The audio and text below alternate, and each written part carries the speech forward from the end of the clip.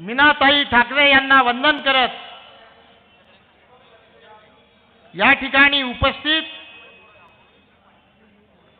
बाळासाहेब ठाकरेंचे शिवसैनिक, शरद पवारांचे राष्ट्रवादी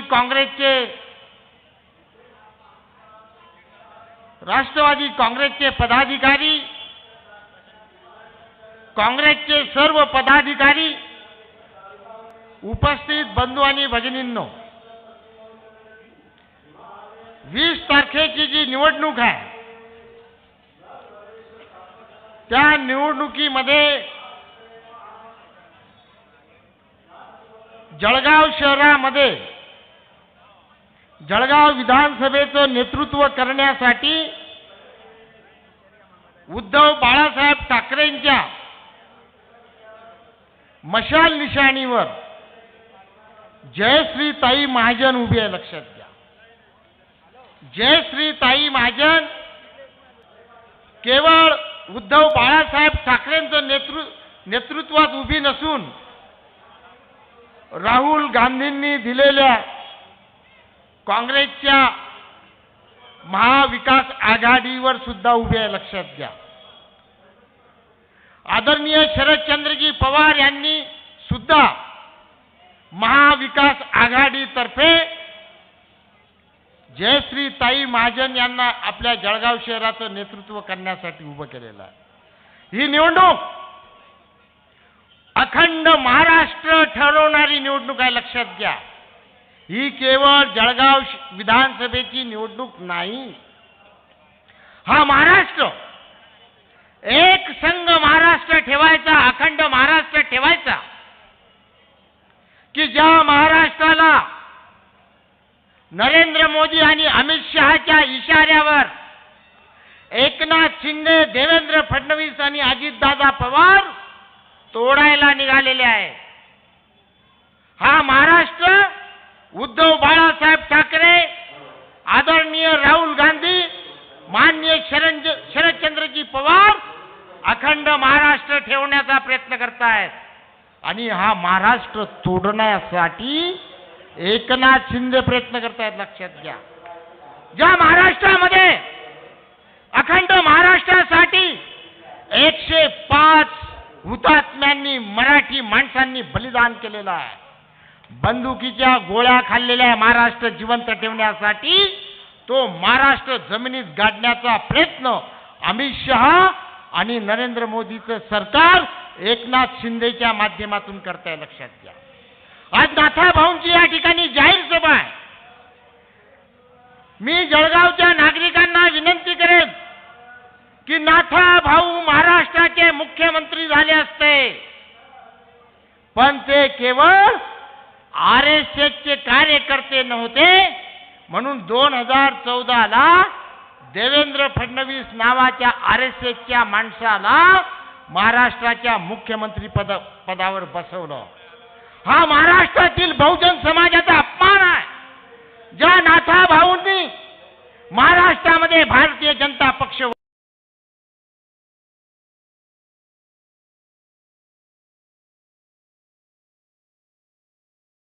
नाथाभाऊला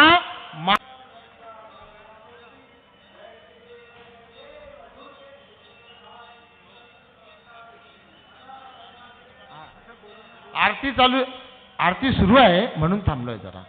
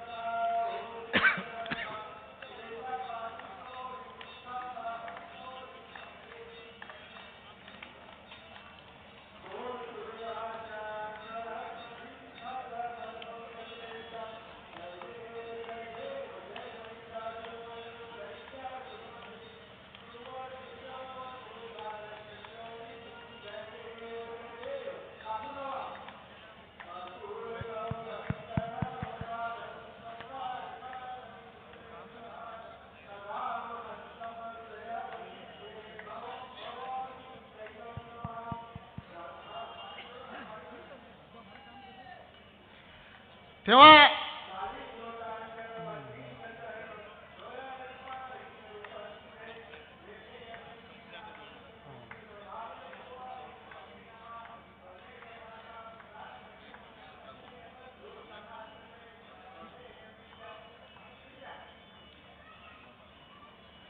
माता भगिनींनो, नाथाभाऊ सारखा लढाऊ नेता, नाथाभाऊ सारखा संघर्षशील नेता, जो शेतकऱ्यांच्या, कष्टकऱ्यांच्या, कामगारांच्या प्रश्नांवर सातत्याने महाराष्ट्राच्या विधानसभेमध्ये आवाज उठवत होता,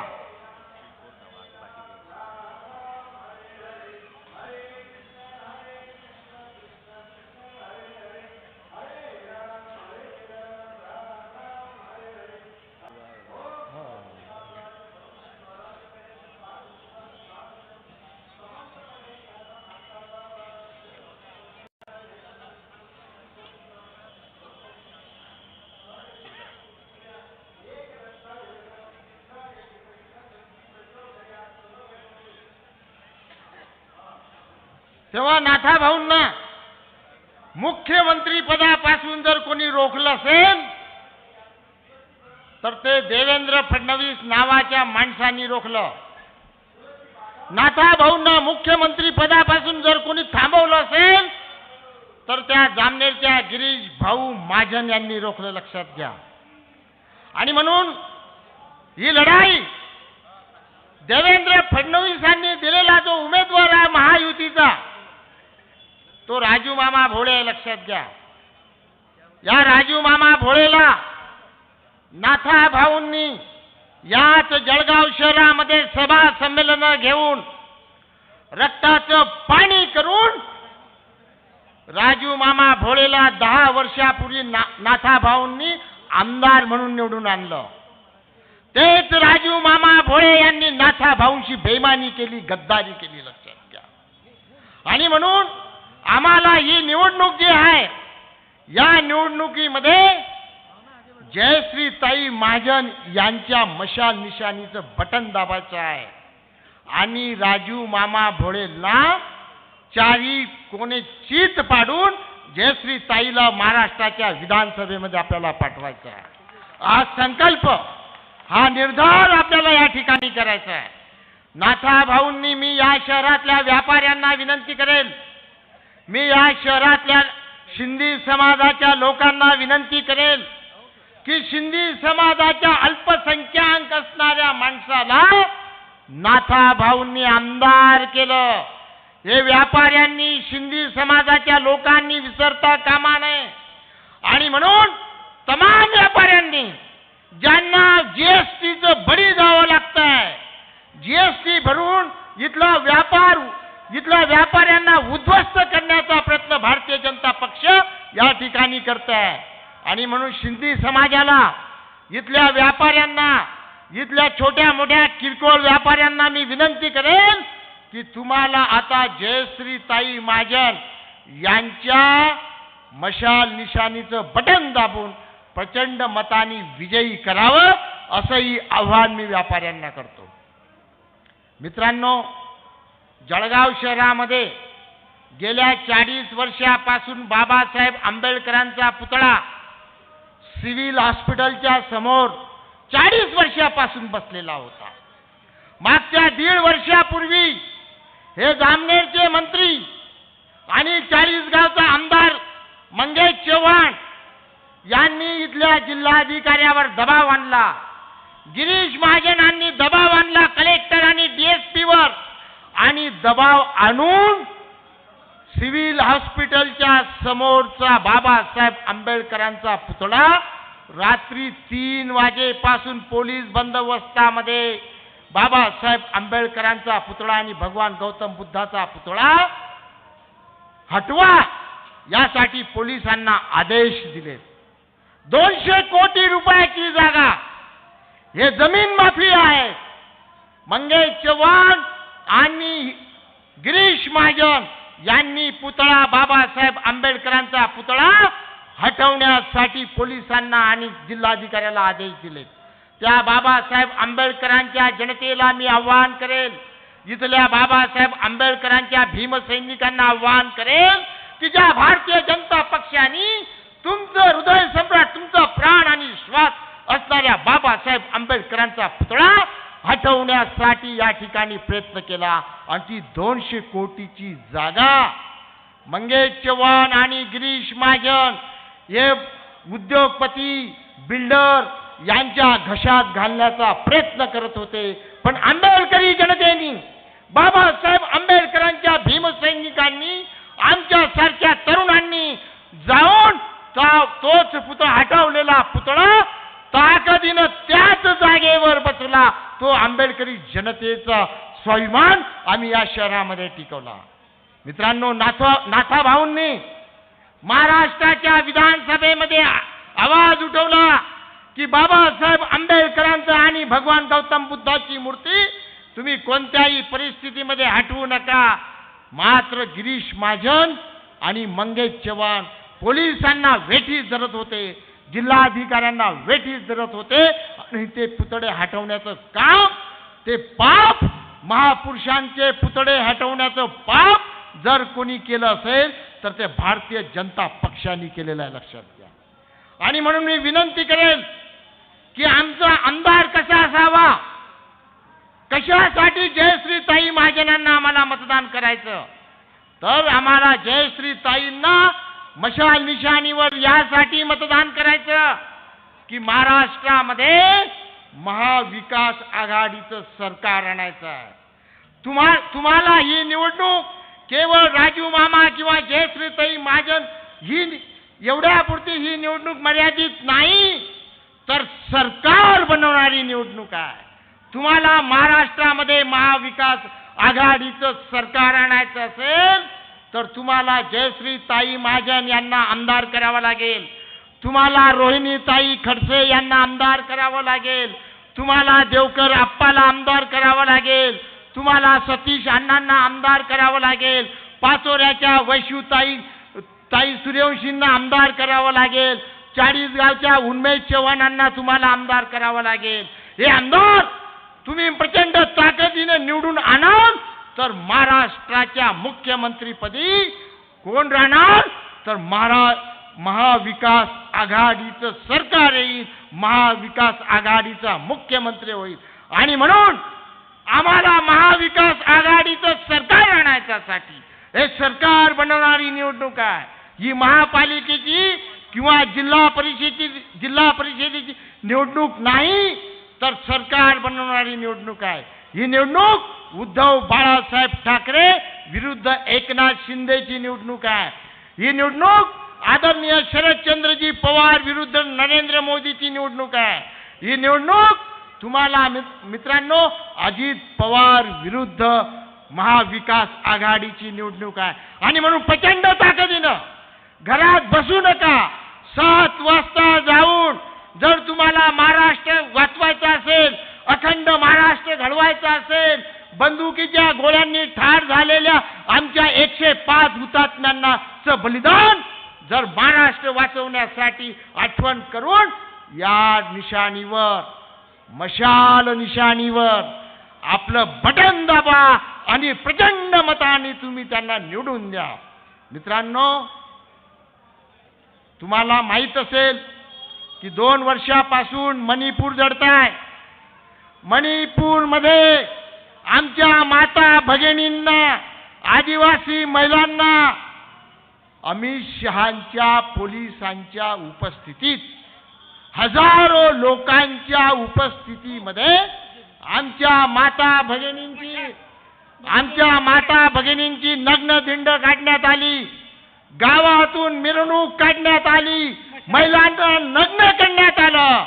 अशा प्रकारचा अपमान अमित शहाच्या आणि नरेंद्र मोदीच्या सरकारने, भारतीय जनता पक्षाचं सरकार मणिपूरमध्ये असताना आमच्या माता भगिनींची नग्न धिंड काढण्यात आली.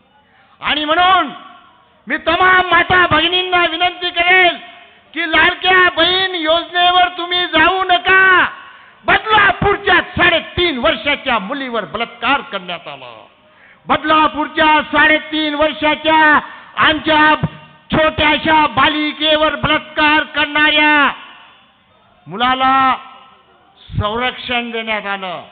देवेंद्र फडणवीसच्या सरकारने ज्या आपटे नावाच्या त्या संस्थेच्या संचालकाला, ज्या संचालकांनी बलात्कारामध्ये अहम भूमिका बजावली, त्या संचालकाला जर कोणी संरक्षण दिलं असेल तर ते गृहमंत्री देवेंद्र फडणवीसनी संरक्षण दिलं. गुजरातमध्ये बिल्किस बानो नावाच्या महिलेवर बलात्कार करण्यात आला. बिल्किस बानोचे गुन्हेगारांना नरेंद्र मोदीच्या सरकारने सोडून दिलं आणि गुन्हेगारांना, बलात्कार करणाऱ्या गुन्हेगारांची मिरवणूक काढण्यात आली, पेढे देण्यात आले नरेंद्र मोदीच्या सरकारने त्यांना.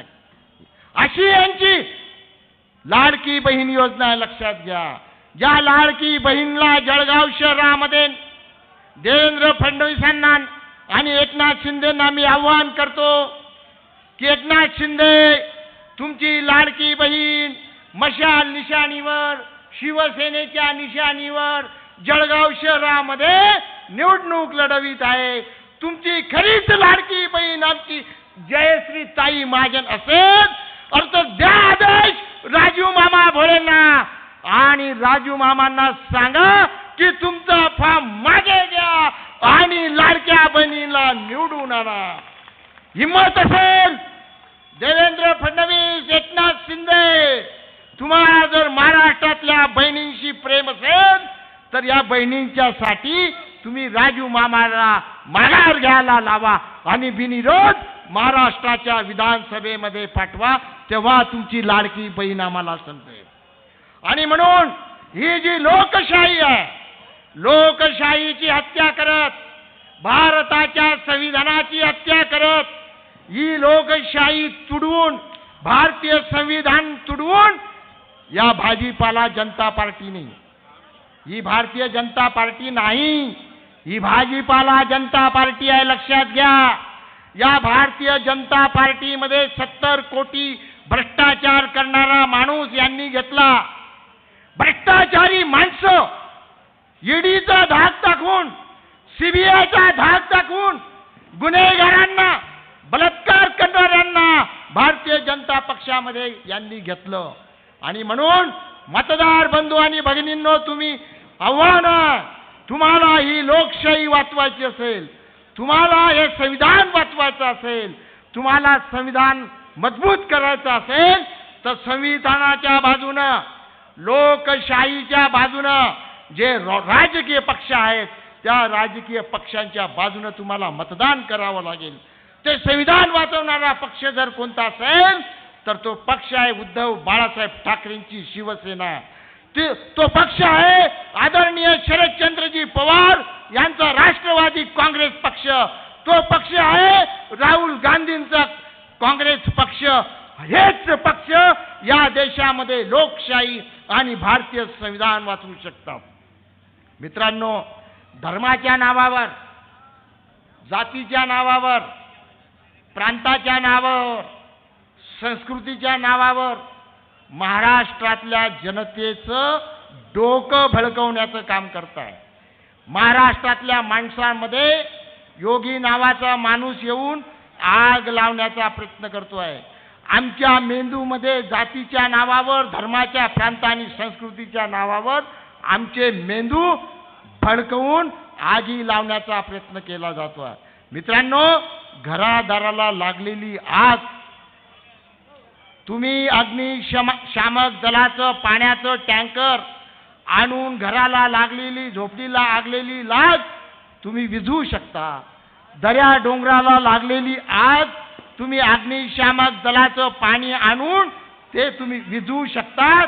परंतु माणसांमध्ये द्वेष निर्माण करून, माणसांमध्ये द्वेष पैदा करून महाराष्ट्राला जाळण्याचं काम, महाराष्ट्रामध्ये आगी लावण्याचं काम जर तुम्ही करत असाल तर 20 तारखेला या महाराष्ट्रातील जळगाव जिल्ह्यातील जनता तुम्हाला भुईसपाट केल्याशिवाय राहणार नाही.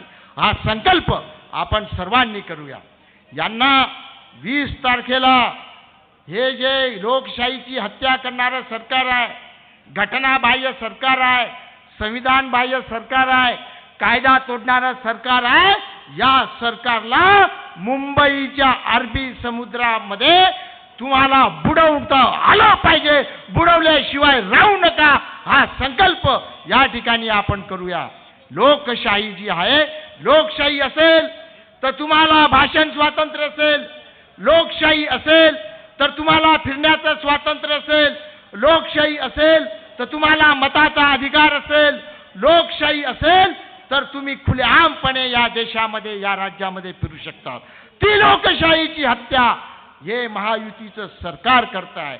आणि म्हणून तमाम माता भगिनी आणि बांधवांना मी विनंती करेन, आम्हाला लोकशाहीवर अभिप्रेत असलेलं सरकार आणायचं असेल, आम्हाला स्वातंत्र्य, समता, बंधुत्व आणि न्यायावर आधारलेलं सरकार आणायचं असेल, समतेचं राज्य, ममतेचं राज्य या देशामध्ये आणायचं असेल तर आपल्याला महाविकास आघाडीचं सरकार या देशामध्ये आणून आपल्याला सुजलाम सुफलाम महाराष्ट्र, बेरोजगारांना रोजगार देणारं सरकार आपल्याला महाविकास आघाडीचं आणायचं आहे.